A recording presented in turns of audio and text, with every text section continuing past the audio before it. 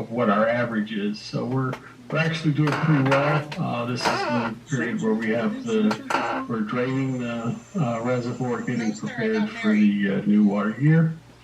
And you can see we're going to start out the year about 50% of capacity in Lake Orville.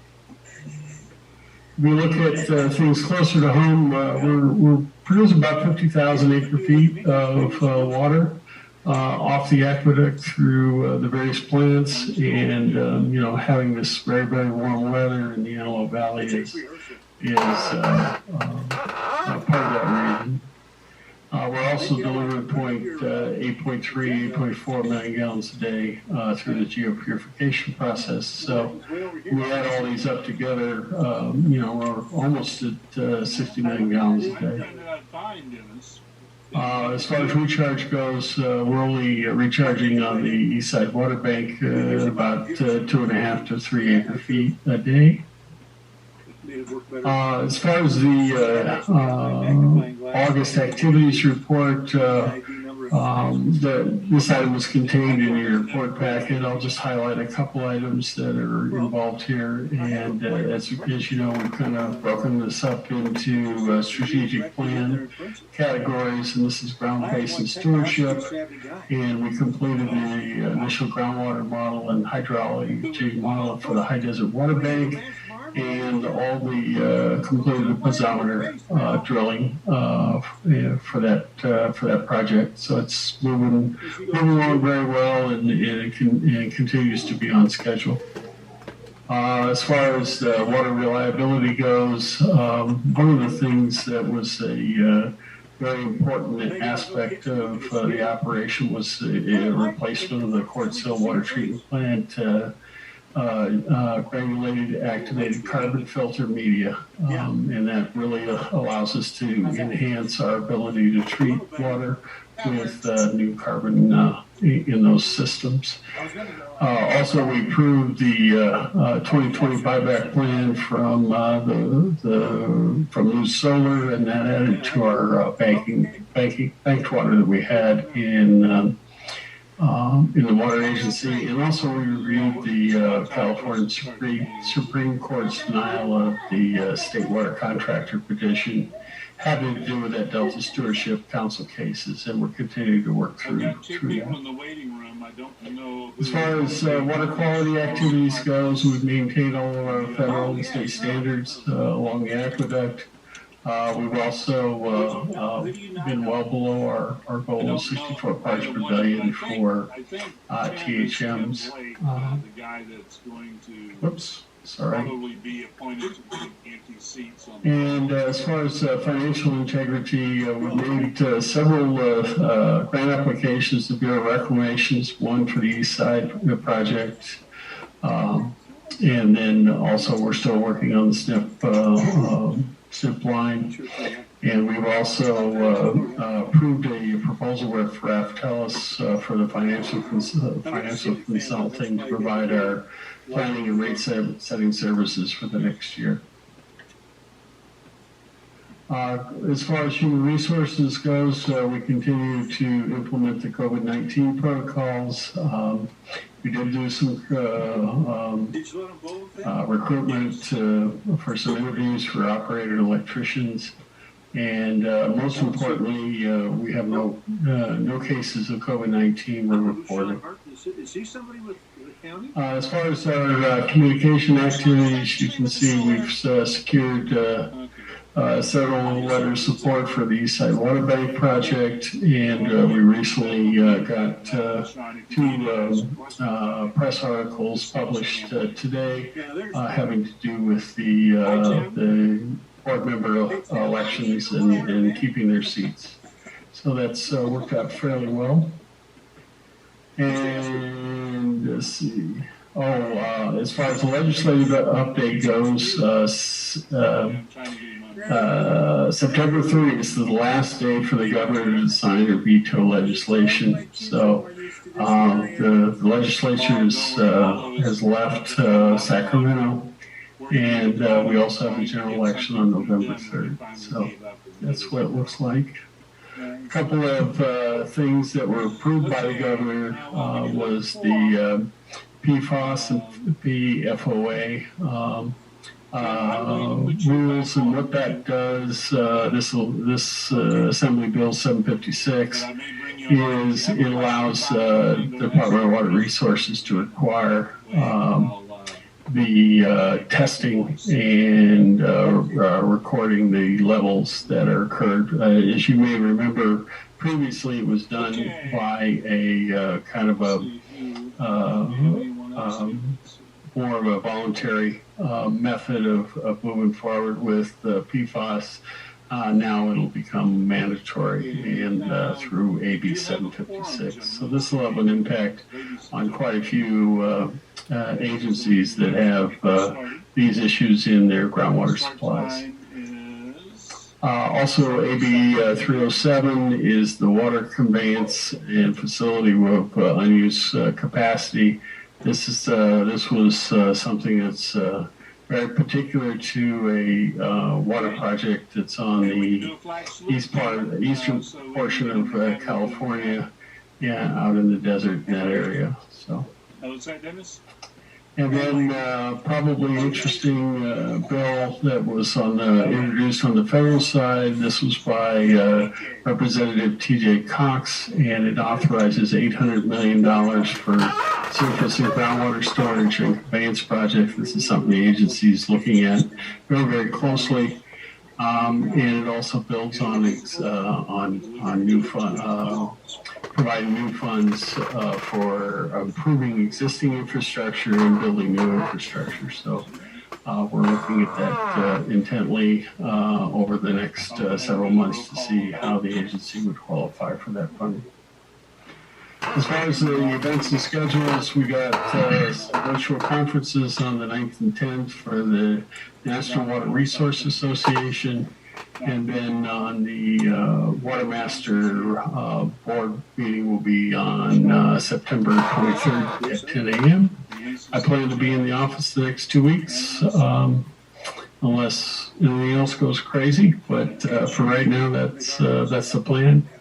I'm happy to answer any questions the board may have.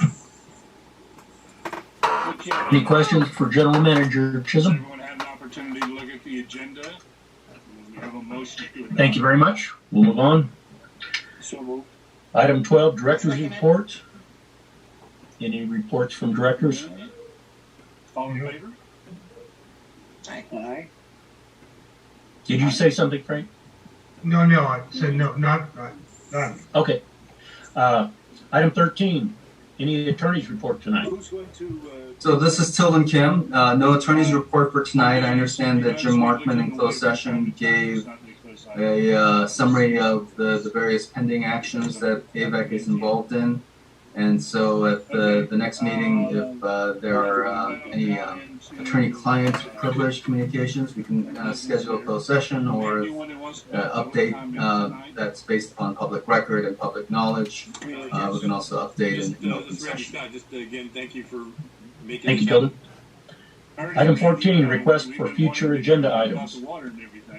Any requests from board members? All these fires, we may be using it for that purpose.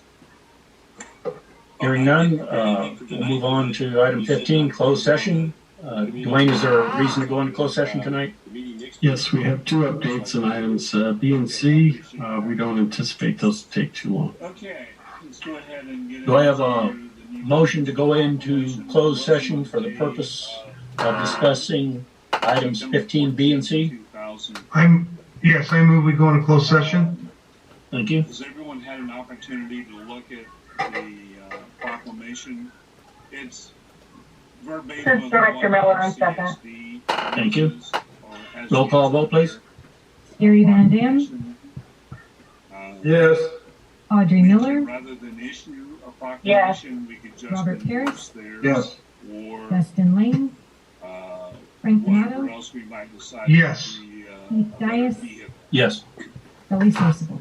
Anyone have any comments about that? Okay, that item is approved, and we will go into closed session in 5 minutes. So it'll be recorded on the recording of the meeting? Thank you all, intensely speaking. And anybody on the public who wishes to call back in, as soon as we get off, you can wait on the line and we'll get back to open. Rosamond Community Community Services District's proclamation reads as follows.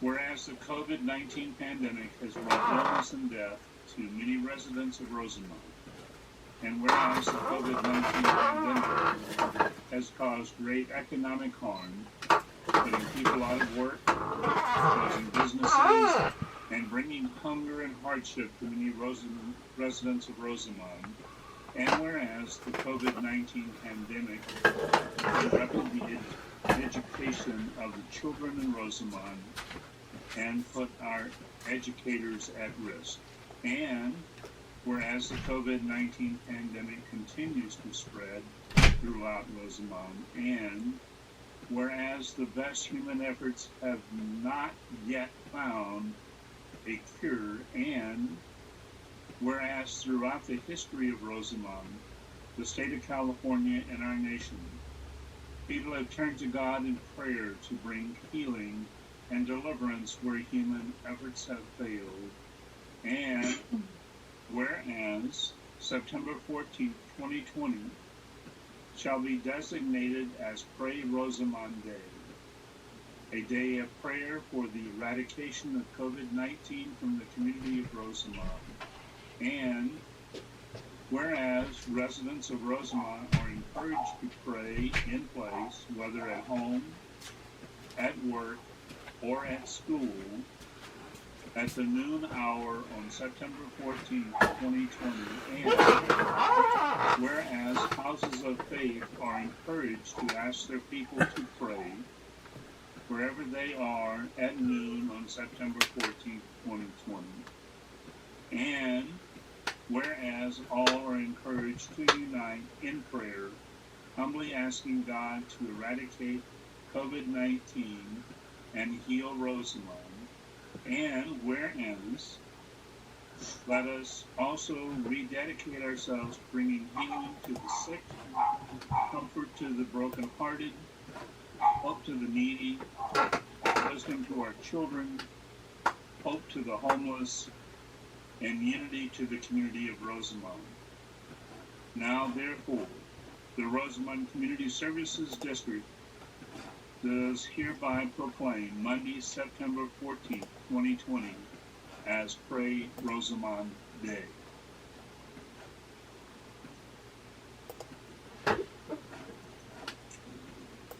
So are we signing on with this, or are we going to put the Rmac in there? Well, the copy that the last thing I sent you guys on Messenger does put it in our name. But I figured this meeting we could determine whether we wanted to actually issue a separate proclamation or just to endorse the proclamation that was put out by RCSD. Are we going to take a vote on this? Well, does anybody have any objections to this I proclamation? kind of have an objection. Yes, I do. And I'm sorry, but we do have separation of church and state. I'm a Christian. I went to Baptist Bible College. Everyone knows that. I have a problem because we have separation of church and state. We are government entities. The Bill of Rights, First Amendment. I read it today. I really got into it. I just believe right now, if we stand with the RCSD on this, we're going to have a lot of backlash because of what's going on, first and foremost. But honestly, my problem is separation of church and state. We cannot say God because we are a military community with a lot of different religions and backgrounds. I don't believe that we should unite with them on this. I disagree. Okay. We just said the Pledge of Allegiance under God. Yeah, and our agenda says in God we trust. I understand. And we're not promoting any form of religion. You know, we're respecting an establishment. And whether you're a Christian or a Jew or even a Muslim, we all believe in God. So, nobody has to, it's just mandatory on anybody. You know, they can participate or not, but we as a board are saying, yeah, we are coming alongside the other elected bodies to say that this is above our pay grade, we need to appeal to God for help. So you're welcome to participate or not. You know, that's what it comes down to. But I don't see us, since we don't make any binding decisions on others, just recommendations. I don't see it's just something completely local. Because I certainly don't have any objections. I think it would be a wise thing for us to do. Is that what I'm hearing you say too, Jim? Yes. I'm fine with God.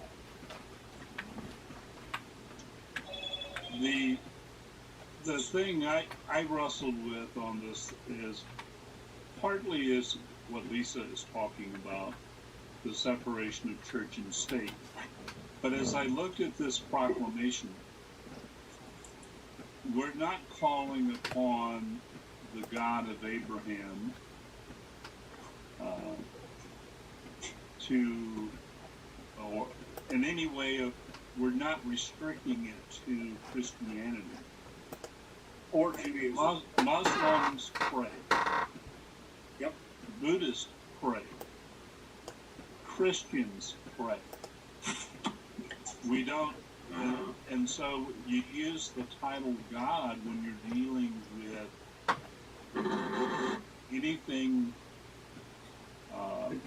dealing with prayer and stuff like that. And we're not advocating Christianity over any other religion here. All we're saying is take 5 minutes of silence at noon on the 14th. The people who have problems with the First Amendment are atheists. They're not Christians or anybody of any religious belief.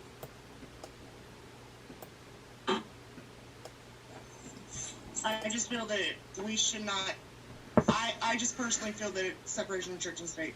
That's just my own opinion. You guys can, all of you feel the way you want to. That's just my personal opinion. I can feel that we're taking a big. Do you think that we are in some way putting our community at risk by doing this, Lisa? No, not at all. I would not say that at all. I just don't think that we should be blaming. If we're going to make a national day of prayer or a day of prayer for Rosamond, we should make a day of prayer for Rosamond and not blame it on COVID. It shouldn't be blamed on COVID. Like, if we want a national day of prayer for Rosamond, that's an excellent idea. But let's not take COVID and blame COVID for us doing this. If a church entity wants to come in and be like, hey, Rmac, why don't we do this? Then let's do that. But I don't personally think that RCSD, who's another government form, should be taking this upon themselves. And I definitely don't feel that we should be endorsing it. But that's my opinion. Okay. Tim, do you or Sean have any comments from the audience there?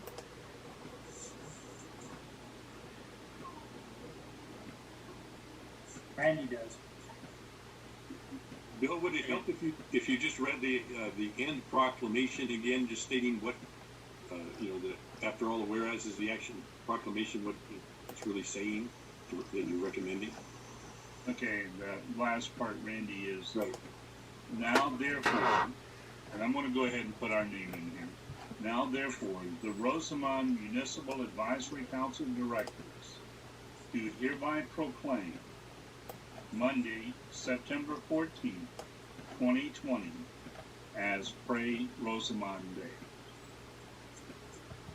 You know, I don't think there's anything wrong with that. Yeah, when it all boils down to that, I mean, it's just Pray for Rosamond. It seems fairly innocuous, I would think. Yeah. Yeah, people would really, complain about that.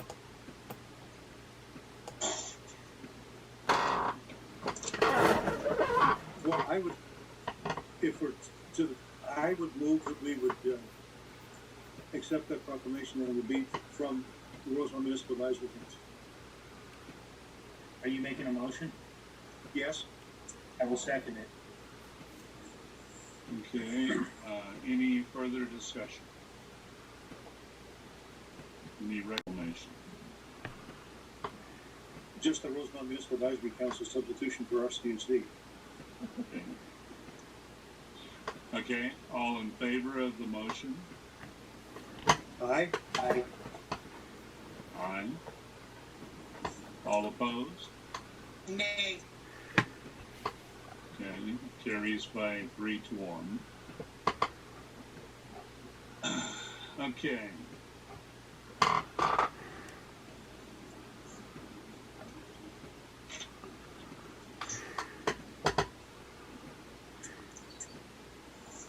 Let's move down to the next item on the list on the new business. Is that your dog, Dennis? It's my wife.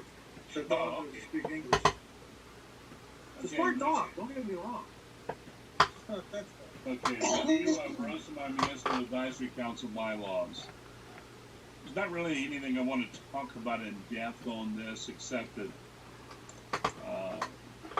Rmac was established in 2006. The only significant thing that has happened as far as the organization of Rmac has been that the boundaries were expanded from what was originally established in the 2006 resolution to new boundaries in 2013, which were approved by the Board of Supervisors. As you know, I have been looking at all the different documents that show what Rosamond is, what are the actual boundaries of it. And I've looked at, for example, our CSD, they don't really have any, theirs is basically a service area. But the Southern Kern Unified School District has very large boundary, even much larger than what Rosamond has. And then when I look at what the United States Postal Service has for zip code 93560, it's even bigger than that. And it leads me, the couple questions that I have about it is, which of those boundaries represents what is the group of citizens that vote on things in Rosamond? Is it the boundaries strictly for what Rmac has? Or is it the boundaries that SKUSD has? Or is it what the US Postal Service has as boundaries for zip code 93560? And it becomes important in the sense that I'm thinking about asking the board for us to go forward with something to the Board of Supervisors, seeking to adjust our boundaries to what is actually the community of Rosamond. If 93560 is Rosamond zip code, it should cover this entire area here. Not the 1/3 that we basically have right now. So take a look at that, and while we're doing this, we need to look at the bylaws to see if they're still current, if they deal with what we want to do in the future. Yes, Jim? Okay, it was just your microphone squeaking again. But for example, I'll just throw out a couple of examples here. One of them being possibility of compensation for the council members. As it stands right now, a lot of what we do is funded by various directives. And if you look at what the bylaws say right now, there's no reimbursement there for those things. And I don't think that's fair to the council, nor is it fair to the community, because we're not able to do some of the things that we should be able to do. Yes, Jim? I we're under the guidance of our county commissioner or superintendent, right? Supervisor. Under, That is right? That is So correct. would we have to stay within his district? Because I know the 93560 or even the Rosamond School District goes pretty far west and may be out of that district. That's a good point. I hadn't thought about how the boundary line of District 2 looks. Yeah, I think we would, if we're underneath District 2, we would probably have to stay within those boundaries. Okay. Just for the record here, what is the northern boundary? The northern boundary right now is Bacchus Road. That's still Zach's district. Okay, and the western boundary? Part of Bacchus Road is 93501 also. Yeah. Yeah, I don't think we should go by zip code. So Bacchus Road, and then what's the western boundary? 240th? Don't quote me, I think it's 240th. That's a school boundary, 240th. Yeah, 240 for the school. For us, it is 190th. Or 190th?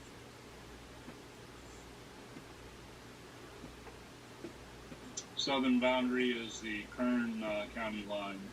Yeah, that'll never change. And then the eastern boundary is at the Zephyr. That's correct. So, really, what's at stake is the only two borders we have to worry about are the northern and western.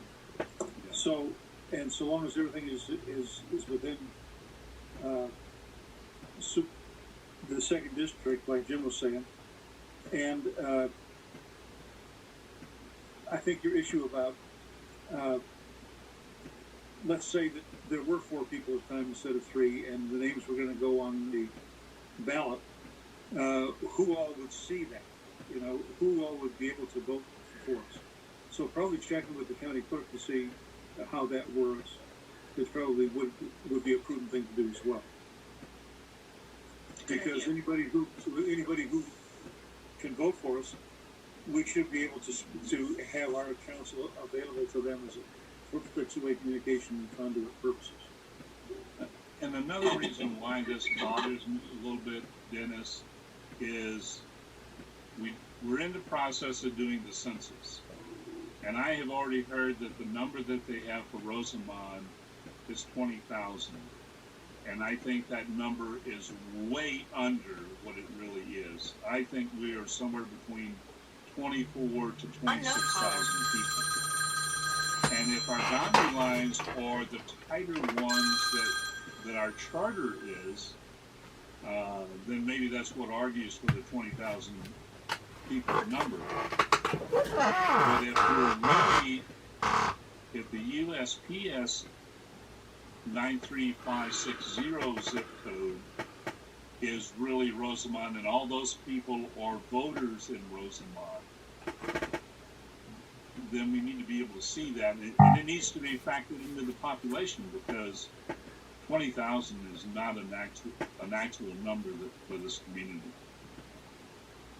I was going to say, I grew up out on Bacchus Road, and we had a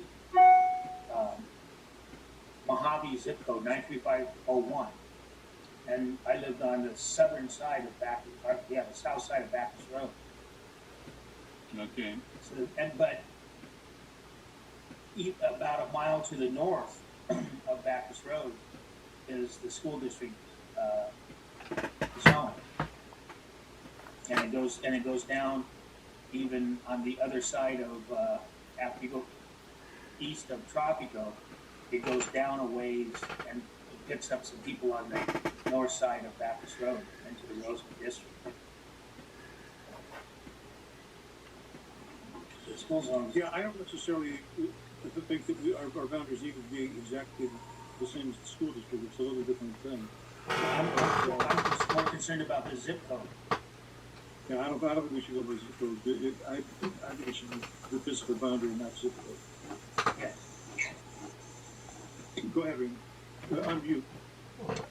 Yeah, checking with the Kern County elections is a good idea because, I work the polls in Rosamond, and like I live, I think it's outside the school district or whatever. Even in the different polling places within Rosamond have slightly different ballots, and I'm not even 100% sure that all the ballots even recognize the current Rmac district, because I don't remember seeing on my ballot, and I live almost 80th Street West. I don't remember seeing any Rmac elections on there. So I do think you need to check with them to see what they're currently recognizing, and then, how they would recognize, who are the voters that should be voting for Rmac folks anyway. I'm wondering if they're reactive to us. I'm wondering if they're saying, okay, well, what did they say their boundaries were? And then what do the supervisors say our boundaries are? Ultimately, it's not for us to decide, it's for them to decide. Yeah, our original boundary lines and it was much smaller. Was 60th Street West was the original western boundary. Yeah, Dennis is right. Yeah, the elections would be responsive, but I think it'd be worth talking to them to even see what they're defining, what their definition is right now, and then, because ultimately you're talking about you want the people that you're representing to be able to vote for you, and vice versa. Right. Yeah. Or vote you out, as the case may be. Just saying. Assuming your name ever shows up on the ballot, no one. What I'm betting is if your name doesn't show up, and you have just enough people, they probably refund the money that you paid to have a statement put in. Right, Tim? Yeah, everything was refunded. And they didn't even notify me it wasn't going to be on the ballot. I had to find out myself on turn vote. It finally showed up. Go ahead. I was going to say the other thing is I would check with Zach's office to see what he thinks it should be, because, ultimately the RMAC is representing a portion of his district voters, but to find out what he thinks the definition ought to be also would be another good input. Actually, the last time that I talked to him about this, what we have now is what he wanted. So what we would be doing is going above and beyond it, going out to 240th. Ironically, every time they tear up a new section of land to put in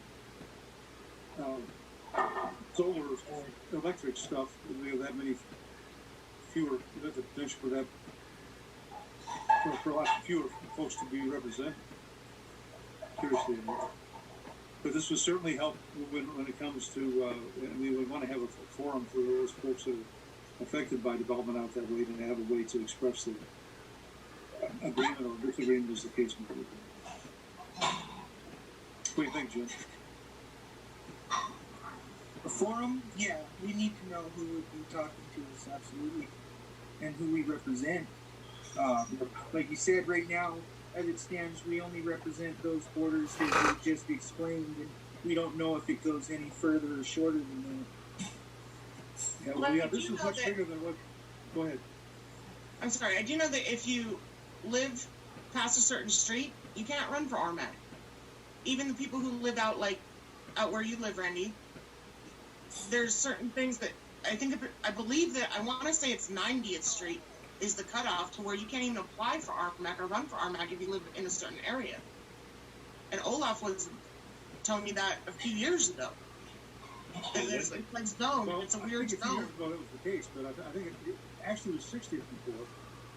Or Was it? 55th. I think Okay. you would have to live within the boundaries to be able to run. And if the boundaries... Right. Well, that's why the official boundaries were changed to back us in one name. Right, but the boundaries were so close together. But if Kern County Elections doesn't recognize or realize those are the boundaries, that may be exactly what Lisa is saying. I mean, because it used to be, when it was at 60th, and somebody suggested, well, I should run or something. I said, well, I don't even live within the boundaries and so on. But Right. Yeah, we want to eliminate that as an excuse. Yeah, no. Anyway, but yeah, I think checking with the elections to see what do they currently even recognize today, might be interesting to see that, and then at least get an input as far as what they think it is or should be or something like that. But ultimately, I think it's going to be up to Zach primarily, to decide, since you're basically representing him. Okay, here's what the 2013 resolution said, and this corrects me on one point. I thought we were already up to Backus Road. We're not. The boundaries of Rmac are hereby changed generally to Dawn Road on the north, Avenue A on the south, 190th Street on the west, and Edwards Air Force Base on the east. Specific boundaries are delineated on the map attached here to. Well, let's certainly take in 75th. Yeah. Randy. But you said 190th, not 240th, huh? Yeah. Right. But 240th is. That's what happens when we rely on my dementia. We said the school was 240. We didn't actually know how far it went to the The school district's map is all the way to 240th on the west, Backus Road, including the north side of Backus Road, and then all the way over to Edwards Air Force Base, except there's like a little carve out for a little area over there. I'm not sure what that is. That's Mojave. It's a little bit south of that, though. Well, there's a boundary jog in a. Randy probably remembers this from his plans and programs days with along our boundary between us and Rosamond. And it's just a straight line. There's actually a little jog out sections with private. I've actually talked to the lady that owns that on the phone a couple times. Word of them, Okay. nice. But, so it's not Backus again. It's gone. Yeah. I could see it. I made a mistake. It's not the first one. Has anybody ever patrolled that road? The Dawn Patrol?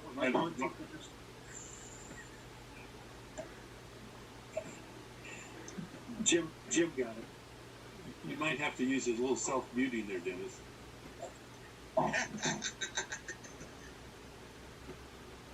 Again. Well, I have to take you in the truck out Dawn Road there so you can see it for yourself, Dennis. It's a 4-lane super highway all the way now. We got a nice overpass. Yeah, it does. Yeah, that's just Dawn Road. Okay, well, anyway, please take a look at the bylaws and look at it a little bit at our next meeting, and then I'll try to get some answers to some of this other stuff related to that.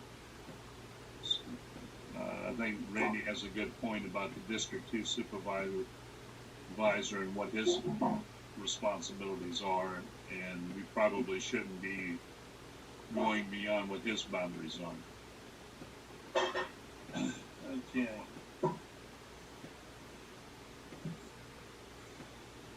Well, okay. Yeah, and I would check with his comments. Does anyone have any sage bits of wisdom or a joke or two, perhaps? I have a question. Okay. I know that in the last year we've got 3 new housing projects going in. Is there any money coming back to us for Parks and Rec? It seems like we always get short-ended on that. We get a bunch of new families and kids, but we still have the same limited park area. Well, I think we get a bag of money, but they have cut a hole in the bottom of it, and by the time it gets to Rosamond, it's empty. Does it get past Comanche Road? I don't think it even gets me up too much far beyond. Does it get to Comanche? They have a nice softball park out there off Sanchez. I was thinking we might have got that far. We should go over and use our park. I honestly don't know. I know RCSD, when they were dealing with Parks and Rec stuff, wanted to include that in those fees when new developments were happening. I know you can negotiate with them because the school district negotiated and got a couple school sites out. That's how West Park was built. Was was with the developer. There was supposed to be 2 school sites, and they quit building and they condensed it into one, and that's how West Park was. Okay. People would water their park they have. Honestly, that's my park. And I would love for them to water their park.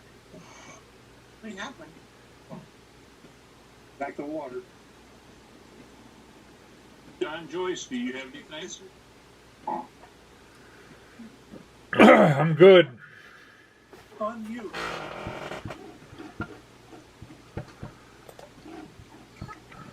Okay. Yeah, I'm good. I think you did a great job getting this all together, Bill.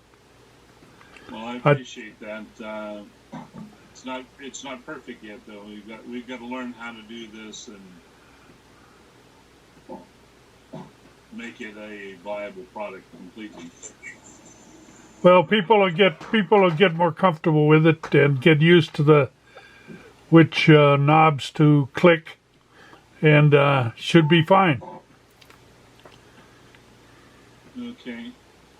Anyone else have anything? Okay. The meeting is therefore hereby adjourned at 7:22 p.m. So are we going to do this kind of meeting for a regular meeting then in a couple of weeks? We have a separate agenda for that. It's already been published, Dennis. Yeah, and the I haven't seen it. Okay. I'll send you another copy. Can you send me a copy too, please? Will do. And then let's get a hold of Shanine. Yes. Okay. Is it the county won't let us use the property on Orange? Our biggest problem with that, Jim, is the fact that we don't have money to clean that building up before or after our meetings.